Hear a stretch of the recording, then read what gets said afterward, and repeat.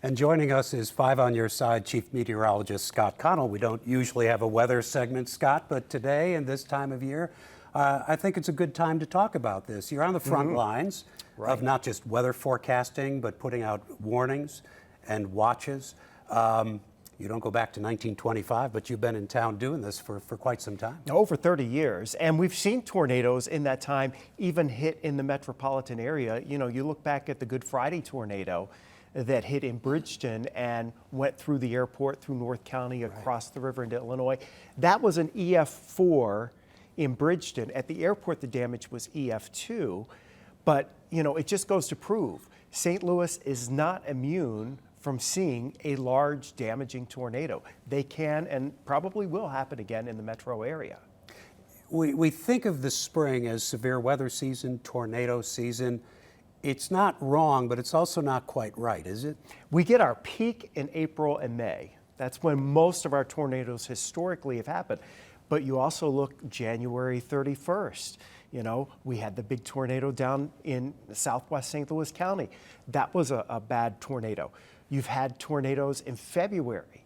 You've had tornadoes in January, and they've been intense, very large tornadoes. And just, you know, thinking about 2021 in December, when we had the Amazon warehouse and we had Defiance, and also, you know, the tornado, the quad state tornado as it's been called, nearly challenged the tri-state tornado as the longest on record. It was thought it might have been the longest track on record, but we didn't get continuous damage, so it didn't make it. So we watch TV, and all the stations are doing this.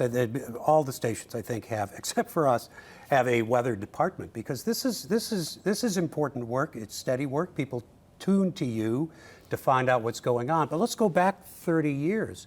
How much better are you guys now? And I don't mean just you guys, but the technology. How much better is it now than it was when you first got into the business? Well, you know, when I first started, you would get radar, but you had to actually go to the phone, dial it up to get your image, you know, and we'd have to dial in to get things on the modem. Think about computers, the very first stages of computers, and how slow it was to get that information. The old dot matrix printers, you know, things were transmitted, we got the information, but it wasn't nearly as fast as it is now. Add to that the advances in radar technology. So Doppler radar, they were deployed, you know, it's the WSR, Weather Surveillance Radar 88. That's technically the NEXRAD name. So 1988 is when it really started being deployed. In St. Louis, I think ours was commissioned at the Weather Service office in 1991. And if you look at the tornado history across the country and the number of tornadoes historically recorded, you see that there's a fairly flat line here going before 1991, and then it jumps up. And part of the reason that it jumps up, there's a couple of them. But one of the reasons is the Doppler radars were better able to detect that rotation, because now for the first time we can actually see how the raindrops are moving, and that's an indication of the wind and where that dangerous twisting is. And so now you have people that are actually pinpointing where these are, and you know where to go to look for damage. Yeah, I think that's what I've noticed, is the ability for you guys to circle the hook, right? And also then say 5 minutes till this town, 8 minutes till this town, 10 minutes till this town. But you can't tell me the day before. You can tell the day before where the conditions are favorable. And that also comes into play when the National Weather Service meteorologists are issuing warnings. Because if you have an environment, you know, if all the atmospheric conditions, think of it as a recipe when you're cooking. You know, you have ingredients to go into a recipe. If all those ingredients are there and you follow the instructions, put it in the oven, bring it out, it, you know, makes what you expect it to make, whatever that is. When we're looking for weather, we're trying to see what all the ingredients are going to be, how they're going to interact.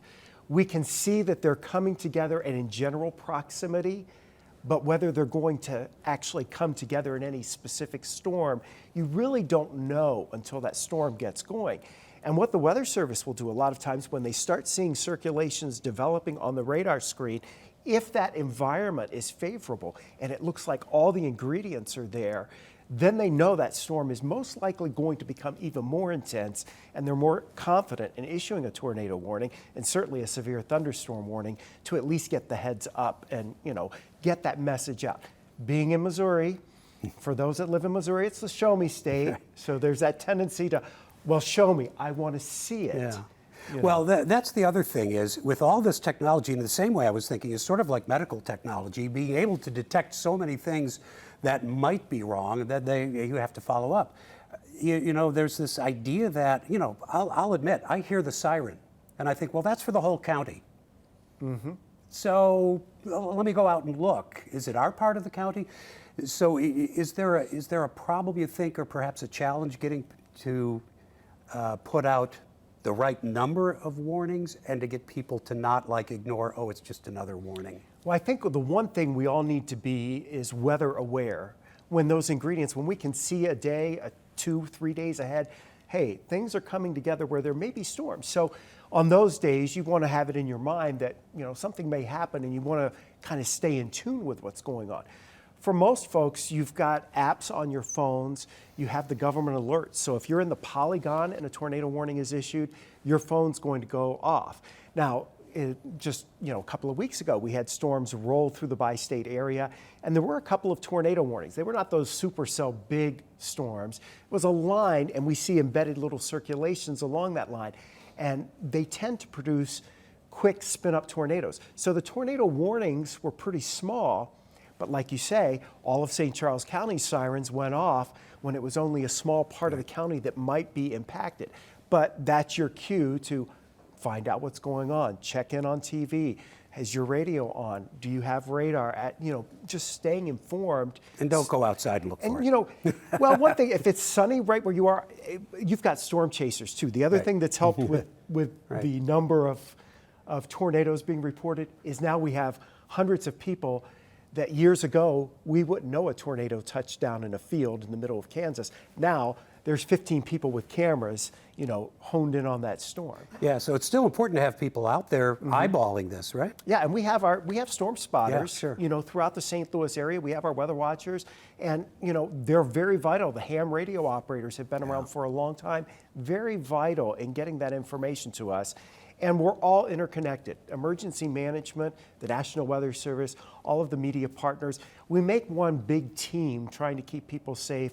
We're all tied in together on what we call NWS chat, which allows us to stay in constant real-time communication with each other as to what's going on. We're going to continue to take this seriously. Thanks for joining us, Scott Connell from 5 on Your Side. And again, steady work. I hope we have a safe spring this year. Yes, stay alert.